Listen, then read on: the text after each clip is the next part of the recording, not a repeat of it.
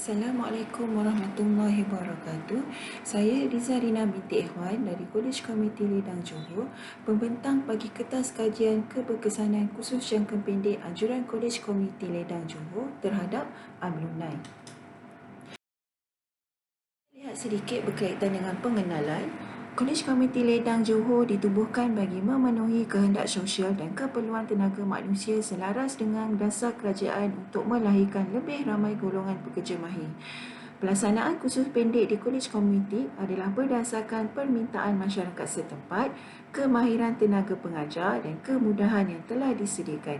Pelbagai program promosi dan pameran dilaksanakan bagi menarik penyertaan peserta khusus. Menurut Oxford Advanced Learner, latihan ditakdirkan kepada dua pendefinisian.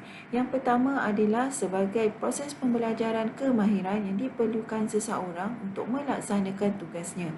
Yang kedua pula adalah sebagai proses persediaan untuk turut serta dalam satu-satu pertandingan sukan dengan membuat persediaan fizikal. Bagi melengkapkan kajian ini, kami pengkaji telah mengambil langkah untuk menilai tahap penerimaan dan keberkesanan kursus pendek di Kolej Komuniti Ledang terhadap alumni kursus jangka pendek Kolej Komuniti Ledang. Terdapat dua penyataan masalah yang telah kami gariskan. Yang pertama adalah membincangkan dan menganalisis keberkesanan program latihan jangka pendek. Yang kedua adalah penglibatan alumni dalam kursus-kursus jangka pendek. Objektif kajian pula adalah untuk menilai keberkesanan dan penerimaan kursus jangka pendek yang dijalankan di Kolej Komuniti Ledang. Bagi metodologi kajian pula adalah berdasarkan kepada 4 metodologi. Yang pertama adalah reka bentuk kajian. Kajian ini adalah kajian kuantiti deskriptif yang bertujuan untuk mengkaji penerimaan khusus jangka pendek di kalangan alumni Kolej Komuniti Ledang. Metodologi yang kedua adalah sampel kajian. Kajian ini telah melibatkan seramai 250 orang alumni khusus jangka pendek yang telah mengikuti kursus pada tahun 2019. Metodologi kajian yang ketiga adalah instrumen.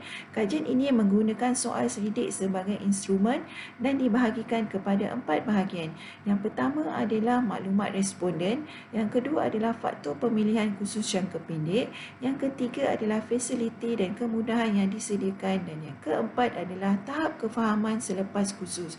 Skala Likert 4 poin juga digunakan. Metodologi kajian yang terakhir adalah analisis data. Kami menggunakan perisian SPSS bagi menganalisis kuantitatif secara deskriptif. Dapatan kajian yang pertama adalah berkaitan dengan jantina peserta khusus. Raja 1 menunjukkan sampel kajian yang pernah terlibat dalam kursus pendek yang dianjurkan oleh Kolej Komuniti Ledang. Sebanyak 250 orang responden telah dipilih dan keputusan adalah seperti berikut, iaitu 18 peserta adalah terdiri daripada lelaki dan 232 orang adalah terdiri daripada peserta perempuan. Dapatan kedua adalah berdasarkan Rajah 2, seramai 71 peserta daripada sampel kajian adalah yang berumur antara 20 hingga 30 tahun. 143 orang peserta adalah terdiri daripada mereka yang berumur 31 hingga 40 tahun.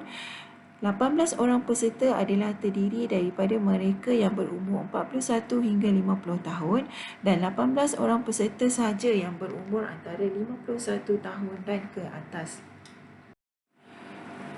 Dapatan kajian yang seterusnya adalah latar belakang mengikut mangsa. Rajah 3 menunjukkan seramai 214 orang peserta terdiri daripada bangsa Melayu, 21 orang peserta terdiri daripada bangsa Cina, 15 orang peserta terdiri daripada bangsa India. Seterusnya pula adalah kajian berkaitan dengan latar belakang mengikut taraf pendidikan.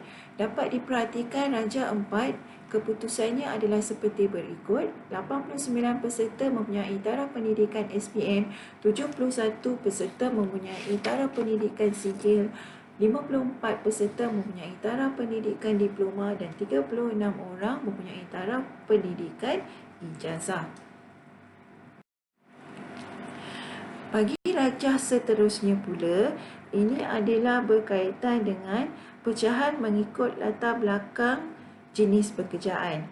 Okey, berdasarkan Raja 5, dapat dilihat bahawa 18 orang peserta terdiri daripada mereka yang bekerja di sektor swasta, 89 peserta bekerja sendiri, 71 peserta bekerja sebagai peniaga, 18 orang peserta terdiri daripada pesara dan 54 orang peserta terdiri daripada suri rumah. Okey, dapatan kajian yang seterusnya adalah berkaitan faktor pemilihan khusus jangka pendek di Kolej Komuniti Ledang. Secara keseluruhannya, dapatan kajian ini menunjukkan kebanyakan para peserta yang memilih khusus jangka pendek di Kolej Komuniti Ledang ini berpuas hati dengan khusus yang ditawarkan. Min keseluruhan bagi khusus ini adalah pada tahap yang tinggi iaitu 4.109. Jadual 3 menunjukkan dapatan kajian tentang faktor pemilihan khusus berdasarkan fasiliti dan kemudahan yang disediakan. Umumnya, koresponden telah memberikan pandangan bahawa mereka telah berpuas hati dengan kemudahan dan fasiliti yang disediakan di Kolej Komuniti Ledang. Min keseluruhan bagi item ini adalah berada pada tahap yang tinggi iaitu 4.103. Okey, seterusnya adalah jadual 4.